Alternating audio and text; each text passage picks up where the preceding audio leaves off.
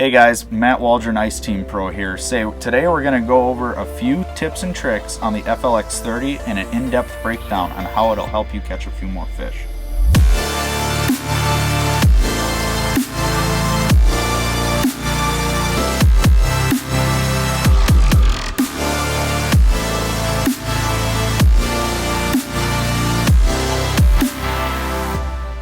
With the FLX-30, there's a few really cool features that it has that'll actually help you catch quite a few more fish and get a cleaner sonar picture altogether.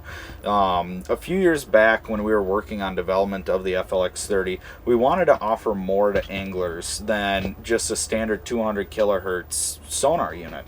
And so we started dabbling with broadband sonar. What broadband sonar is, it is multiple different frequencies, and what that allows you to do is really get good control over your picture or your viewing field. Easier layman terms would be your cone angle. Each different frequency has its own cone angle, ranging from 160 kilohertz to 300 kilohertz. So what that's really going to allow you to do is not only get the best viewing area for every fishing scenario, it's going to give you really nice sizing of your jig and the fish. With the 30 is going to be really good from, that 10 foot of water all the way down to about 300 foot. The frequencies play into that quite a bit as well, along with your power settings. And the frequencies, when you're fishing in shallow water, and let's say there's no weeds, there's no timber, there's no structure below you, it's a pretty flat, stable bottom, I like to use a really wide cone angle. So I go to the 160 kilohertz or the 180 kilohertz to get really good viewing area. Now with the 30, if let's say I'm fishing in 20 foot or 30 foot fishing suspended panfish, that is when I'm going to be using those wider cone angles to help me find them, get more coverage area. Once I get on top of those fish, I tighten the cone angle up. That's going to do a few things for you. It's going to tighten your cone, which is going to give you better sizing of your jig and the fish. And it's also going to focus in your cone angle so that you're just paying attention to fish that are directly engaging with your lure. Because if you have fish around, you don't really have to look for them anymore. So tightening up that cone can help you get really good definition of what is directly below you. The cone angles are going to range anywhere from 16.5 degrees to about 7.5 degrees. 300 being the narrowest at that 7.5. 160 kilohertz is going to be wider cone angle, which is going to give you that viewing area that you're going to really want to see.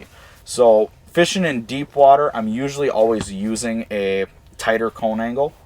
Now, with your frequencies in deeper water, your 300 and your 160 aren't going to play as much. Those are going to be towards the edges of the frequency range of your transducer. So what that's actually going to do is your signal strength is going to be a little bit weaker.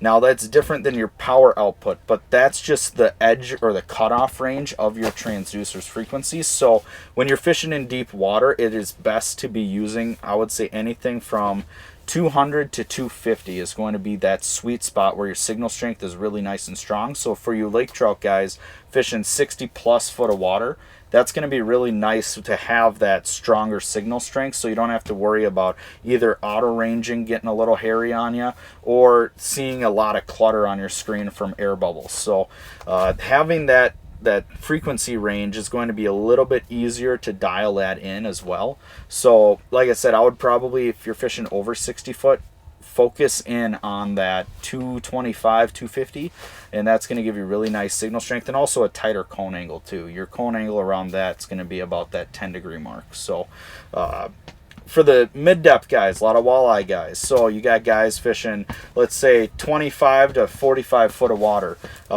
If you're going to be fishing on structure or steep breaks, tightening up your cone is going to be really key in this circumstance for getting less of a dead zone. So if you're fishing a hard drop off, let's say walleyes or burbot, going to the 275 or 300, that 300 will be an okay player in that 25 to 45 foot of depth of water. tightening up that cone is going to be a big deal, because your dead zone is going to be a lot less.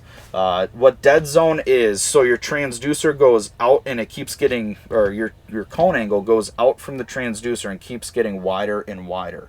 And wherever that cone angle hits on the brake, that first point of impact is going to be what shows up as your bottom. So you might have a steep brake here, your cone's coming down. This whole area where my fingers are, that is your dead zone now on that steep brake, and your cone angle's hitting here. So going to a tighter cone is going to allow you to go down further, get more of that true bottom, and it's going to really allow you to see the fish making contact with your jig a little bit easier. So we've kind of touched on the frequencies and what they can do.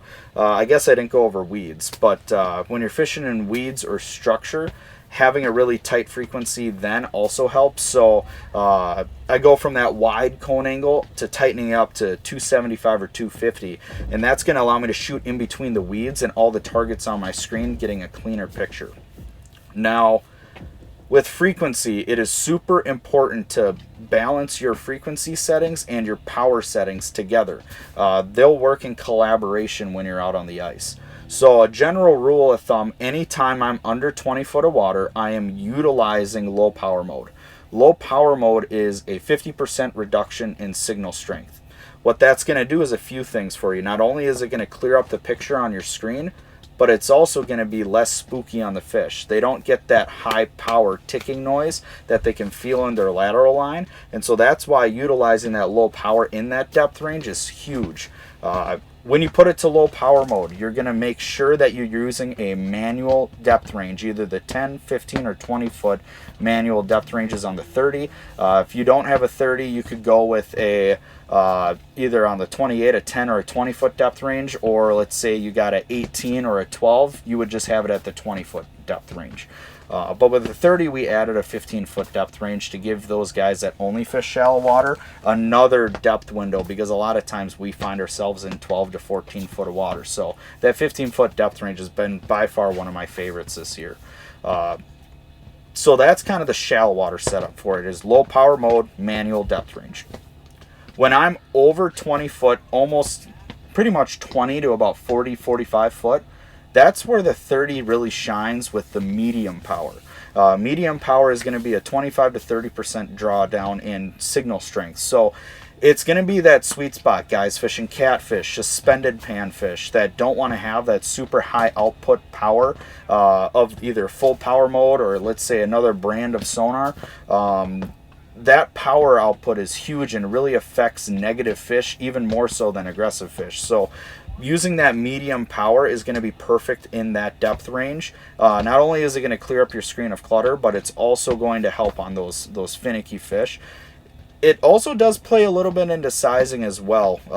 Usually, so low power mode, my sweet spot on my gain level is going to be anywhere from that 3.5 to 5 range. Well, on medium power, the sweet spot's going to be more towards that, it'll be more around that 2 to 3 range.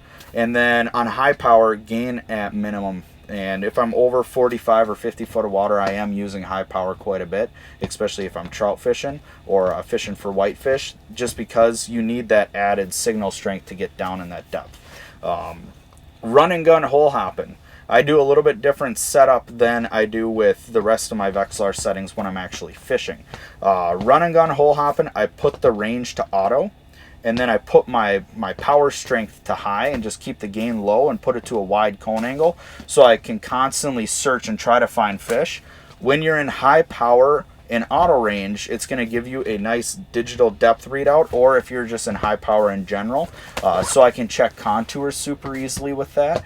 The other really nice thing is it's an auto range, so I don't have to constantly alter and adjust my depth range when I'm just running and gunning, constantly searching for fish. So it makes it super quick and effective without overcomplicating it. So when I settle down and I start fishing, that's when I take it off the auto range and high power, and I start setting my unit up accordingly for my fishing scenario, whether that be in the structure or just simply the depth of water that I'm in. So one of the things that I do first is I go to either a manual depth range depending on my depth. So if I'm fishing and I know I'm fishing under that 20 foot of water or under that 40 foot of water mark, that's going to decide what I do with my powers, and that's the first thing that I do. So when I have it in the auto range and high power, I'll find my depth. So let's say I'm in 19 foot.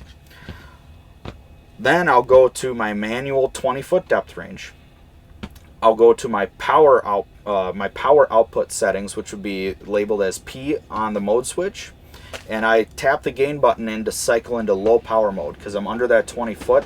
That low power mode is going to be super useful. After that, I go to F, which is going to stand for frequency. That's really going to decide, you know, what type of structure I'm fishing. If I'm fishing on, let's say, like a steep break, then I will go to a very narrow cone angle, or let's say I'm fishing in weeds, same thing, or timber. I'll go to a narrow cone angle, which would be anywhere from my 250 to my 300 kilohertz range. That's going to be the tightest cone angle, so I can get the most precise readings. If I'm not fishing in that type of scenario and it's more of a barren flat bottom, I will utilize more of the 180 or the 200 kilohertz range, just so I can get a larger viewing area around that, you know, that 13.5, 14 degree to 12 degree mark. That's going to give me a little bit more coverage area. Let's say I'm waiting for fish to come in. The reason why I do that is with the wider cone, it's going to allow you to anticipate that fish's movement a little bit quicker. You're going to see him sooner, so you're going to be able to make those adjustments with your lure, whether that fish is just above you, just below you, or you can see he's coming in hot. That's when you can really get aggressive with your jigging cadence and start playing that fish, you know, trying to get him to react to what you're doing. So if I'm on a really large school of fish, though, that is when I do tighten up the frequencies. It allows me to get better sizing of my jig and the fish. You get less blobby, more precise, thinner, finer lines, and it really allows you to get better separation of multiple targets on your screen. So now that you have a basic understanding of the FLX-30 and how it is more than just a flasher, with all the different settings we have applied to the unit with your frequencies and your power levels, you'll now know what to do in all your different given fishing scenarios by just making simple, quick adjustments to your Vexilar to make your sonar performance better on the ice. So next time you're out with your 30, make sure you try some of these setups for it. It's going to help you not only have a cleaner picture, but catch some more fish. So thank you for watching. This has been another Ice Team video, tips and tricks. Go catch a few.